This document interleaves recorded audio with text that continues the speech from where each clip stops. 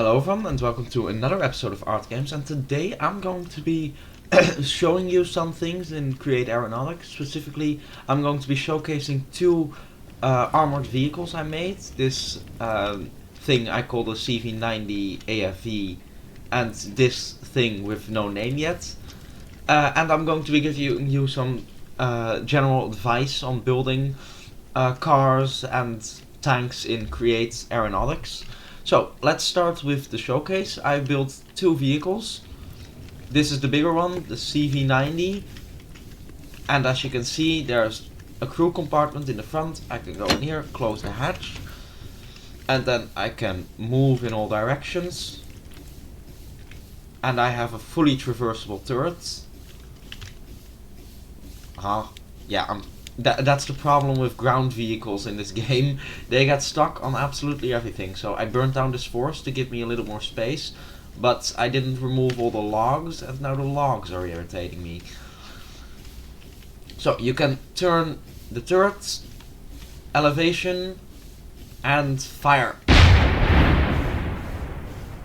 And as you can see, there is now a hole in that mountain, and I can also use the secondary gun, the autocannon.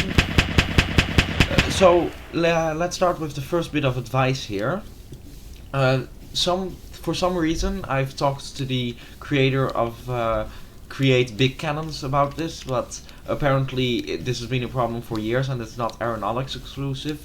The coaxial cannon can get out of sync with the main cannon if they're both connected to the same source. So how you solve this, or at least the workaround, is for some reason if you tap the up button for a while, one cannon goes higher than the other. So that means that if your autocannon is lower than it's supposed to be, or higher than it's supposed to be, you can do this and get the main cannon into position. But sometimes the autocannon is in the lower position, so that's here, in which case I put a position here. My autocannon stretches a bit into the turret behind the cannon mount, so sooner or later it's going to get stuck and it won't be able to elevate, but my autocannon will. So that way I can bring them into the correct position and then bring them down again. It's not ideal, but it's better than having a coaxial autocannon that isn't coaxial. And another downside of this design is, as you can see, it loses firing rate after a while. That's because the autocannon is fed by hoppers instead of how's it called? The chutes, which means that there's a fairly limited amount of throughput of autocannon rounds, and eventually it just can't keep up with the firing rates. So you kind of want to use chutes if possible, but their downside is that they do take up a fair amount of space that you might not have on a vehicle such as this. This vehicle, I'm ashamed to admit it, but it uses some clipping to work. This turret extends a bit into the main body, and there is armor covering said main body, so it's kind of cheating in a way. But on the other hand, there is nothing actually functional below here aside from the turret parts. Oh yeah, by the way, I highly recommend you do this if you actually plan to use your vehicle in survival. Have hatches so you can access the engines, which is very important. I have 4 engines over here and 4 engines on the bottom, also accessible via hatches. And there are ladders on the backside so you can get on the vehicle. So that's the CV90. Then the unnamed rough terrain vehicle. This vehicle has proven a lot more capable of off-roading, so that's very good. Okay, so as you can see, it's also a little bit faster. It accelerates quicker. It's actually less fast than I remember, but anyway, it is decently quick. Of course, the more wheels you have, the faster you can go, and the higher RPM your wheels have, the faster you can go, but that does require you to have a big engine compartment, and of course weight is very important. Try to keep your weight down wherever possible. So this one also has an autocannon, but it doesn't have a big cannon. But the autocannon is plenty effective against most targets, such as that horse over there. Aiming is pretty hard with this because of the perspective, but it works. As you can see, it's plenty effective against most targets. If you can hit. Come on. Yeah, it's dead. Okay, so that's the showcase. Now I'm going to give you some advice so that you don't fall into the same pitfalls that I fell into while building these vehicles. And I've built a handy little chart for that.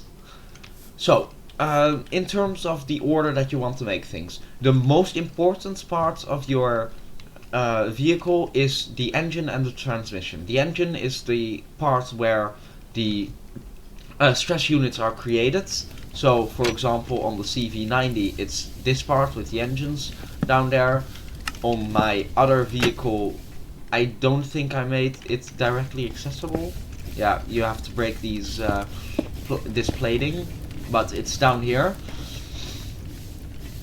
And that's the most important part, because without it your vehicle can't move, and it's not a vehicle. The transmission is the thing that gets your stress units from the engine into the wheels, and that makes sure that the stress units that the contraption is moving at the right RPM. So for that I like to use a rotation speed controller, which together with a large cogwheel can easily turn your low RPM into a high RPM. So allow me to demonstrate.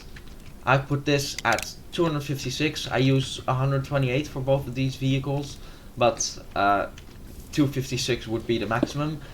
And then I put a 16 RPM motor here, and this moves at a ridiculous 256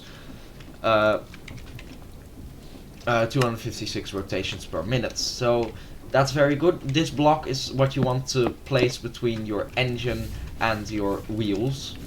There's also the matter of moving the turret. You can do this via a different engine. I think on the CV90 I have on the front a secondary engine that moves the turret, as can be seen here.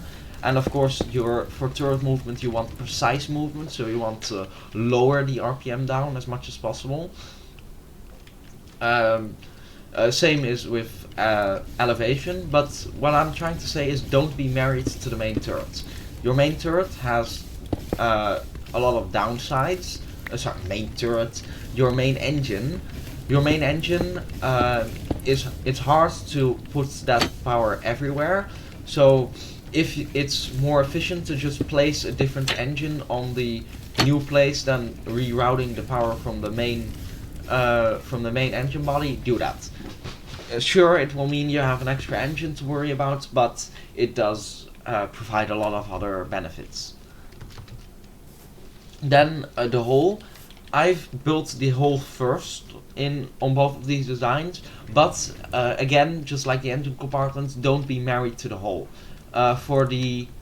There's another Jeep that was a lot a better example, but here, for example, at first I just had this flat like this, but I needed the space above here, so I decided to extend the body. For example, originally this was just filled, but now it isn't, because if you need the space, you must use it. Below this is also a rotation speed or a linked redstone controller, so you must always be adaptable in your hole shape. If you always try to work within the shape of your hole, but if it doesn't work, just expand it. Don't be afraid to do that.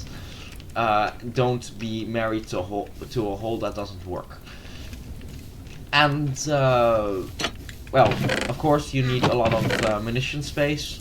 I've used a chest and a hopper on this vehicle, but just a hopper by itself, that's 5 stacks of autocannon rounds, works perfectly well. Then So after you've built the whole and the engine and the transmission, you want to build your mission specific requirements. So this very much depends on what you want to do. If you want to make a combat vehicle, you need a turret, you need a cannon. If you want to make a transport vehicle, you need chests or a container. If you want to make some sort of off-road friend transport, you need a lot of seats. So always make sure that you add this last, because it's better to work in stages. And if your first stage actually gets the vehicle working, that's better, because it's a lot harder to change the entire vehicle than just the turret or just the chests. So always try to make the least adaptable part first. And of course, what exactly is the least adaptable part may depend on your mission requirements. For example, if you have a specific high-powered big cannon that you want to add into the vehicle, that might be the most important, hardest part. And you need to work around that, basically. Then also, wheels. Wheels are very important.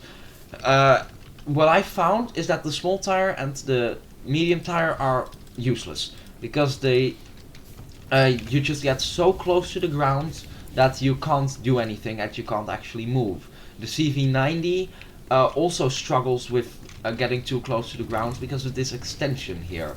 Now, why did I build this extension? Because tires are supposed to be powered from the front. I can get my wheel mount here. In order to steer your vehicle, you need to power it from the front and the back. So, large tire, and that's the turning. Of course, turning is very important in a car. I don't need to explain that. But the downside of this mechanism is that you need to have a lever or a linked redstone controller on the front, which means that you will have to armor around it. And if you armor around it, you get a lot closer to the ground, especially further away from your car. And that just makes traversing rough terrain so much harder. I've had many problems with the CV90 in trying to get it to move the way I want it to in large terrain, but in rough terrain, but you just get stuck on everything, which is very annoying. So don't make the mistake that I did, and instead place it. A linked redstone controller can transmit through a block. So just place the block, and then put the linked redstone controller on it. So that's like this. There's the cannon mount, and instead of putting the linked redstone controller over here and armoring around that with something like this.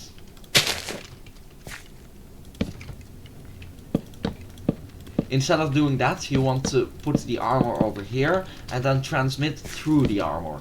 Because that way you will achieve the same results, but you won't get as close to the ground, and you won't have as many problems in rough terrain. But there is still the fact that Minecraft is poor tank country and poor vehicle country. Basically, if your server or world or whatever you're building this for doesn't have an established road network, or an especially flat space that you want to use it on, you are almost always better off building an airship or a helicopter or something like that. But tanks are much cooler than that, I will admit that fact. So if you want rough terrain capability, you want as large a tire as possible. But of course there is a problem with the humongous tires, or what are they called? Monstrous tires. And that's the fact that they look absolutely ridiculous. Look at that. It just looks way oversized, it looks ugly. So try to add the largest tire that you can add without your tank or car looking ridiculous. That would be my advice. I think that's all the advice I have for you today, or at least it's the things that I encountered while building these vehicles. If you are interested in more create aeronautics content, then definitely do let me know. Maybe if you have specific things that you would like to see explained or that you would like to see me build, let me know. And if you have your own ideas for vehicles, build them, show them off to the world. YouTube, Reddit, Instagram, whatever. But if you have something that you built, you can be proud of that, and you can show it to the world. It doesn't have to be the world. You can show it to your friends if they also play Minecraft. So definitely be proud of what you build. Take pride in what you do, because these things are hard to build, and if you can build it one successfully, that's a pretty impressive feat. So that would be my advice, and I wish you a ton of fun and a ton of luck with building your vehicles. And that's all it for me today. Goodbye.